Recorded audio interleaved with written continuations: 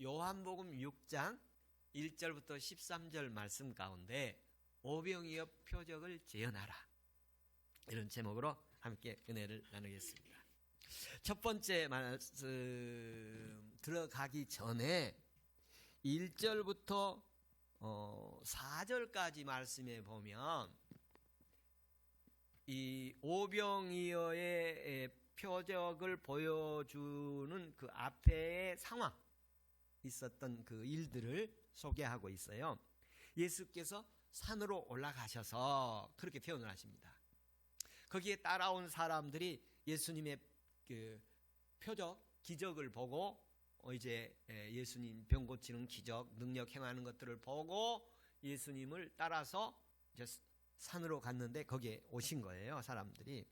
근데 산으로 갔다는 표현은 그 한적한 곳으로 가시기도 하셨는데, 예수님께서나 성경에서 보면 산으로 갔다는 의미가 여기 어떤 의미를 찾는다면, 산은 계시의 장소예요. 하나님을 보여주는 장소, 예수님을 자신의 모습을 보여주는 장소로 이렇게 사용하고 있어요. 오늘 그래서 오늘날 이 시대에 가장 예수 그리스도께서 자신의 모습을 보여주는 현장이 어디냐 할 때 저는 예배 현장이라고 믿습니다. 그래서 이 예배 현장에서 우리의 형편 사정이 각자 다양하게 있지만 내게 예수님이 보여주시는, 내게 계시해 주시는, 내게 알려주시고 내게 말씀해 주시고 내게 만져주시고 내가 느끼게 하고 체험되어지게 하시는 그 은혜가 있기를 축복합니다. 산상수훈이나 말씀의 계시, 오병이어 어떤 표적, 또 모세도 시내 산에서, 엘리야도 갈멜산에서 뭐 이런 그 산에서 하나님의 계시들이 있는 것처럼 오늘도 이 시간 영적 계시가 우리에게 있기를 바랍니다. 그러면서 예수님이 말씀을 하셔요. 5절 6절에 보면 제자들이 어떻게 하실 것을 아시고, 그러니까 사실 예수님은 여기 아시고 그렇게 표현하잖아요. 제자들을 아시고 그렇게 표현을 했어요. 근데 다 아신다는 거예요. 우리의 지금 마음도 생각도 다 아시고, 우리 예전의 모든 생활도 다 아시고, 또 앞으로 미래도 다 아신다는 거예요. 주님을 다 아신다는 거예요. 그러면서 무슨 일을 하시냐면 빌립에게 하는 얘기가 이렇습니다. 예수님 이제 산에 가서 이제 많은 무리가 왔잖아요. 남자의 수만 5,000명이 왔다, 그렇게 얘기를 하고 있어요. 그래서 그 5,000명이라는 사람이 이렇게 왔는데, 그 유대인들은 숫자를 셀 때 어린아이와 여성들은 숫자를 셌지 않았기 때문에 남자만 5,000명이라고 그랬기 때문에 그 남자만 5,000명이 왔을 수도 있어요. 그렇지만 어린이도 본문에 보면 있거든요. 어린이도 있고 또 여성들도 있을 거예요. 그래서 어떤 사람은 한 2만 명은 모였을 것이다, 어떤 분은 5,000명 모였으니까 5,000명이다, 그렇게 얘기하는데, 여기 몇 명이냐가 중요한 게 아니라 여기 그 많은 사람들을 어떻게 표현하고 있냐면, 여기 5,000명이라는 숫자가 나오지만 본문에 보면 큰 무리라고 그래서, 큰 무리, 거기 보면 대중이죠. 우리나라 말로 하면 대중, 큰 군중이 모인 거죠. 군중, 큰 군중이 모였어요. 그리고 그 가운데서 예수님께서 그 빌립을 시험한다, 그런 표현을 하십니다. 빌립을 시험한다. 이제 제자들을 통해서 많은 사람들이 이렇게 왔어요. 많은 사람들이. 그러니까 그 당시에 아마 예수님이 사역하는 가운데에 표적 기적을 일으키는 그 군중의 숫자가 가장 많은 숫자로 표현된 곳이 이곳이에요. 그때 예수님께서 이제 많은 사람들을 놓고서 이제 말씀을 하시잖아요. 그러니까 나중에 보면 사람들이 그 말이 어려워가지고 나 무슨 말인지 모르겠어 막 이런 분도 있고, 또 어떤 분은 뭐 임금을 삼으려고 하기도 하고 막 이렇게 예수님을 막 여러 모습으로 이렇게 하는 반응이 나타나는데, 제자들에 대해서 예수님이 시험을 한다고 돼 있어요. 오늘 그 본문 6절에 보면 빌립을 시험하고자 했어요. 시험하고자. 그래서 오늘 사실 이 송년주일 예배인데 이 기말고사입니다. 기말고사. 네, 오늘 기말고사를 여러분 치르는 시간입니다. 기말고사를 쳐서 여러분들 주님 앞에 합격하기를 바랍니다. 예.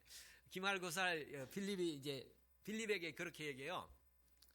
야, 여기 이 사람들에게 먹을 것을 좀 주자. 이 사람들에게 먹을 것을 주자. 그렇게 얘기를 해요. 그러니까 빌립이 뭐라고 얘기를 하느냐면, 이 사람들을 다 먹이려면 200데나리온이 있어야겠습니다. 이렇게 말씀을 해요. 그러면 이 사람이 200데나리온 돈이 있다는 말이에요? 없다는 말이에요?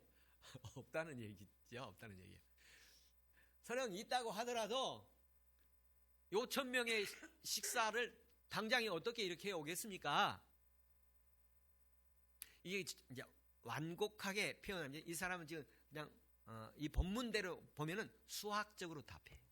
수학적으로 답을 하고 있는데, 엄밀하게 보면 이 사람들 다 식사를 하게 하는 것은 어려울 것 같습니다. 저도 이렇게 보기에 오늘 점심 식사를 5,000명을 지금 먹도록 만들어 보십시오. 그러면 지금 우리 서울 시내에서 5,000명 당장 점심 식사? 목사님, 그거 일주일 전에 예약을 하고 어떻게 해야지 않겠습니까? 아마 이렇게 나올 거예요. 예. 그런데 이 빌립이 이제 그렇게 대답을 하는 거예요. 근데 여기에 우리가 이 요한복음과 이 공간복음을 제가 서두에 말씀을 좀 드렸습니다만, 공간복음에서는 어떻게 표현을 하고 있느냐면, 예수님이 이 큰 무리들을 볼 때에 그 상황, 그 무리들의 상황이 몇 가지 모습으로 표현되어 있는데, 해질녘에 또는 저녁에, 그렇게 해서 이제 이미 해가 졌고 밤이 됐어요. 밤이 또 이제 어둠이 점점점 깊어가는 그런 시기로 표현되어지고, 또 들판이라고 표현되어집니다. 들판. 뭐 쉽게 말하면 주변에 가면 가게가 금방 있는, 음식점이 있는 그런 곳이 아니라 산이에요. 산, 들판. 그리고 세 번째로는 그들이 계속 먹을 것이 없어서 굶주리고 배고픔의 상황이에요. 배고픔 세 가지 상황이에요. 그들은 배고픔의 상황이고, 그리고 어두워지는 밤의 상황이고, 그들은 점점 마음이 어두워져 가는 이런 상황이에요. 그래서 이 문제를 보면, 이 상황을 공간복음에서는 그 상황을 보시고 불쌍히 여기시며 오병이어 기적을 행하셔요. 그러니까 예수님께서 춥고 배고프고 저들의 인생이 점점 밤의 인생이 되고 어려운 인생이 되고 그들에게 문제가 있고, 그 모습을 불쌍히 보고 표적을 일으키는 모습으로 기적을 일으켜, 배고파 힘든 사람들에게 빵을 만들어주는 그런 모습으로 주님을 소개하셔요. 그런데 요한복음에서는 그런 얘기가 생략되고, 빌립에게 이 사람들에게 먹을 것을 주라. 그러니까 200데나리온이 있어야 됩니다. 그런 표현을 하시는 거예요. 그런데 이 말씀은 주님이 빌립을 시험하고자 하심이라고 그랬어요. 빌립이 그러니까 주님이 말한 의도를 아직 모르신 거예요. 지금 빌립은 어디에 초점이 맞춰져 있느냐 하면, 군중들의 굶주림, 군중들의 저녁, 빨리 각자 집에 돌아가서 알아서 해결하도록 합시다, 이런 제안이에요. 이 모습을 보면서 빌립의 시선이, 주님이 어떻게 했으면 어떤 마음을 가지시고 이러시지? 주님이 왜 이런 말씀을 내게 하시지? 이런 시각이 아니라, 지금 상황이 그럴 형편이 아니에요. 지금 주님이 현장 사정을 잘 모르시는 것 같아. 주님 회사 안 다녀봐야 저래. 주님을 회사 안 다녀봐서 저렇다고. 이런 얘기를 하시는 입장이에요. 그래서 빌립의 해결 방안은 뭐냐면, 한마디로 말하면 돈이에요. 돈.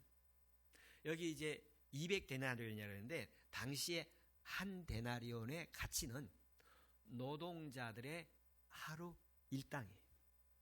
유대인들은 보통 그 당시에 노동자들이 200일 일하면 많이 하는 거예요. 그러니까 1년치의 급여, 연봉이에요. 연봉. 그 한 사람의 연봉을 다해서 이걸 해야 할 정도입니다 하면 이거 그 사람들 당시 시대에는 엄청난 거예요. 엄청난 거. 그래서 오늘날에도 하나님의 일을 할 때에 돈으로 하려고 하는 사람들의 모습이에요. 돈으로 하려고 하는 모습. 두 번째 안드레의 모습을 한번 보겠습니다. 안드레의 모습. 8절부터 9절까지의 모습인데요. 안드레가 이 내용, 그 오병이의 역사 기적을 보면 이렇게 자세히 상지상황 시간대로 기록한 게 아니라 축약해서 기록해 있음을 볼 수가 있어요. 안드레가 예수님, 어린아이 도시락이 하나 가지고 왔었는데 이 도시락 하나 여기 있습니다. 보리떡이 5개고 물고기가 2마리 있습니다. 이렇게 표현을 합니다. 이걸로 5,000명을 먹일 수 있을는지 모르겠지만 주님, 이걸로 어떻게 해보시면 좋겠습니다. 뭐 지금 이런 그런 모습이에요. 여기 그런데 한 가지 내가 조금 이제 설명을 드리면, 이 어린아이가 가져온 그 보리떡 5개, 물고기 2마리의 그 내용을 보면, 그 도시락 내용을 보면, 저도 저 학교 다닐 때 도시락, 그 노란 도시락에다가 싸가지고 다니고 난로위에다가 놨다 점심 먹고 그러는데, 그 도시락 안에 내용물을 보면 좀 있는 집하고 없는 집 아이들의 도시락 내용물이 조금 차이가 있잖아요. 차이가 있죠. 있는 집은 계란도 있고 계란말이도 좀 있고 없는 집은 보면은 그냥 김치하고 밥하고 뭐 이 정도잖아요. 그랬는데 이 도시락이 어떤 도시락이면 여러분 무슨 떡이라고 되어 있습니까? 보리떡으로 되어 있죠. 보리떡. 당시에 대부분이 여기 떡이 아니라 이제 본문에 보면 빵이에요. 빵. 근데 이 빵이 무슨 빵이냐면 밀빵이에요. 밀빵. 그런데 이 아이는 무슨 빵이에요? 보리빵이에요. 아유, 목사님 건강식이 더 좋아요. 그렇게 얘기할 수는 있지만 당시에는 어려운 집의 가정의 빵이 내용이 빵 내용. 그리고 여기 물고기가 있는데 물고기 2마리라는데 이 물고기를 원문에 보면 작은 물고기예요. 작은 물고기. 큰 물고기 2마리가 아니라 작은 물고기 중에도 요즘으로 말하면 비싼 생선이 아니고 아주 저렴한 생선이에요. 생선을 이렇게 그렇게까지 해요. 생선을 이렇게 잡아왔는데 상품 가치가 있는 것들은 다 팔고 이 팔 가치가 없는 그런 생선으로 만든 도시락, 이렇게 표현돼요. 그러니까 예수님이 5,000명 먹이겠다고 지금 하시는데 빌립은 돈이 있어야 합니다. 돈이 있다고 해도 어렵습니다. 그런데 안드레는 조그마한 거 가져와서 주님 이거 있습니다. 이렇게 제공을 한 거예요. 빌립과 안드레가 상당히 대조되고 있어요. 상황이. 빌립은 불가능하다. 안드레는 이거 가지고 어떻게 해보실래요? 지금 그런 얘기예요. 그래서 이 사람들이 이 빈들에서 밤에 배고픔을 해결하는데 빌립은 돈이 필요하다고 하고 안드레는 이거 가지고 안 되시겠습니까? 하고 보리떡 5개 물고기 2마리를 가지고 와서 주님께 드리는 이 모습이에요. 이 오늘날 사람들에게 주시는 말씀 가운데, 오늘 내게 주시는 말씀 가운데 하나는 주님의 일을 하면서 믿음으로 할 것인가, 계산으로 할 것인가, 이것이 이 내용을 지금 주님이 제자들 시험 치고 있습니다. 시험을 보고 있는 거예요. 이 안드레라는 사람의 특징 가운데 하나가 뭐냐면 주님이 역사할 수 있는 씨앗을 제공한 거예요. 이 사람이 안드레가 5,000명을 먹일 수 있는 그 모든 방안을 제시한 건 아니에요. 안드레가 이 문제를 해결한 건 아니에요. 그러나 해결할 수 있는 씨앗을 제공한 거예요. 누군가의 조그만한 헌신과 충성이 그 문제를 해결하게 하시는 귀한 믿음의 선물이 되었던 거예요. 하나님께서 오늘 우리에게도 주님의 마음과 주님의 의도를 갖고, 야, 내가 여기서 어떻게 해야 될까 할 때 안드레가 같은 생각을 가질 수가 있고 빌립과 같은 생각을 가질 수 있는데, 안드레는 인간의 지성으로 또 하지 않고 믿음으로 주님 앞에 드려서 하는 것을 볼 수 있어요.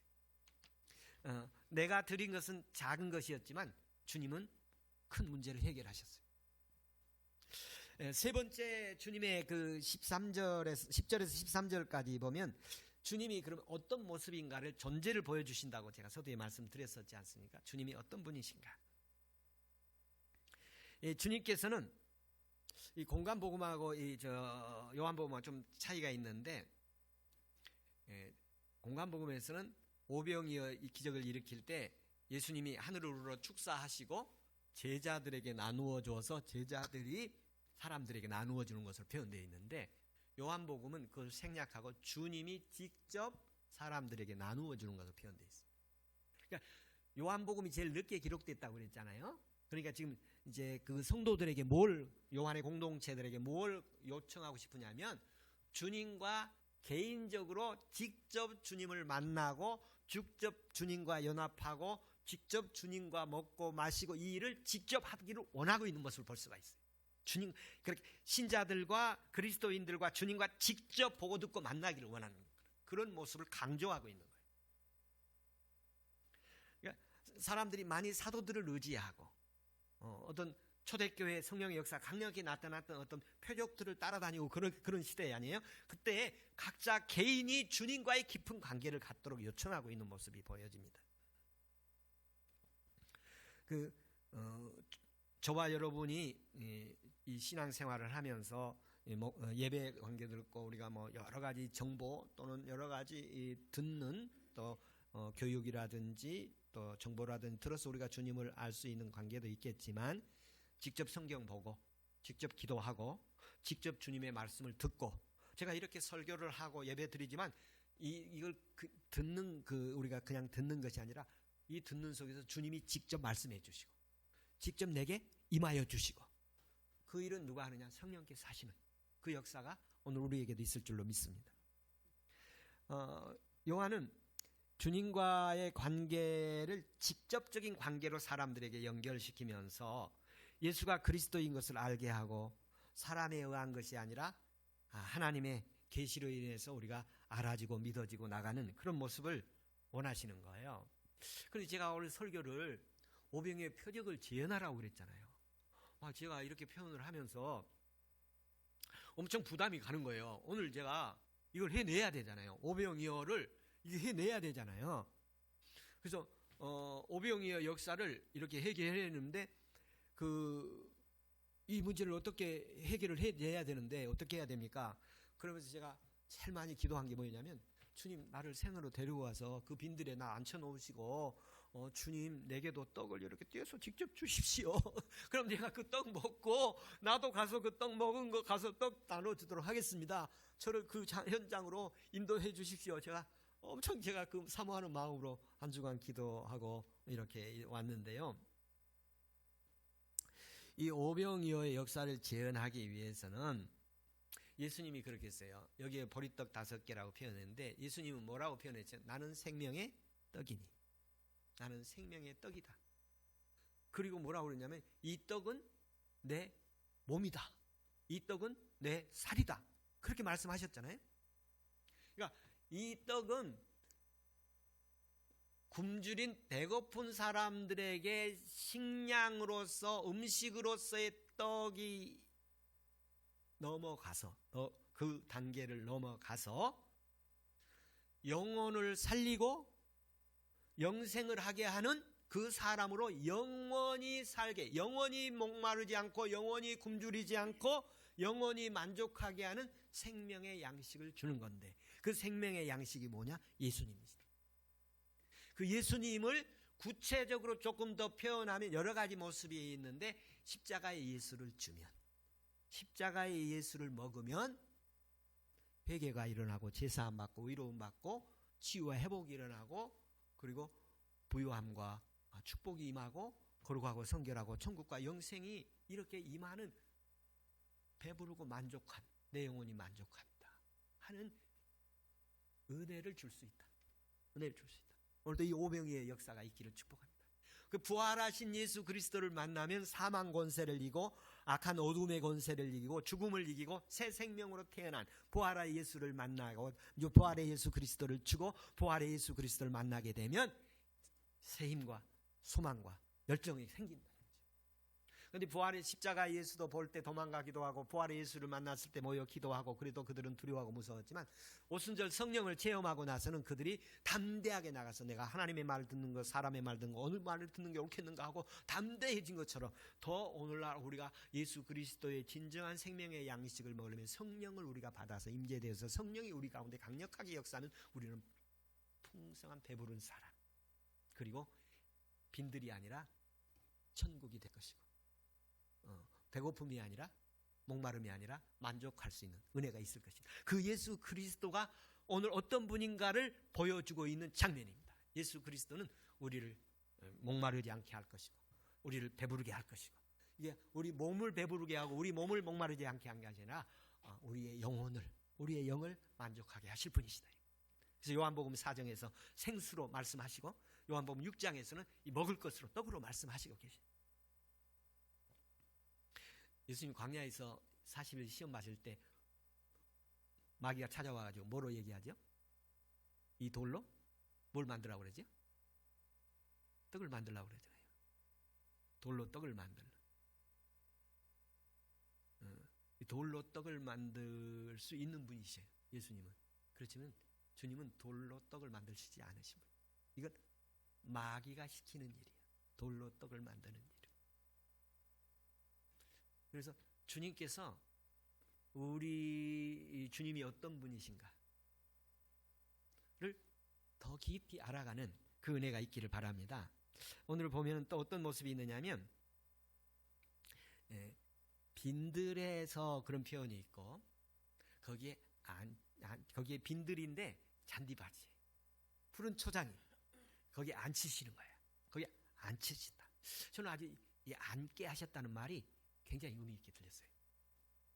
지금 사람들이 군중들이 대중들이 막 예수님 앞에 어떻게 자기들의 그 어떤 욕망을 해결하기 위해서 막 난리잖아요. 어떻게 해서라도 막 난리인데 사람들을 거기에 다 앉게 하는 거예요. 여기 앉게 하는 거예요. 저와 여러분이 주님 앞에 차분하게 앉아서 주님을 바라보고 그 주님의 은혜가 받아지는 현장이 되기를 바랍니다.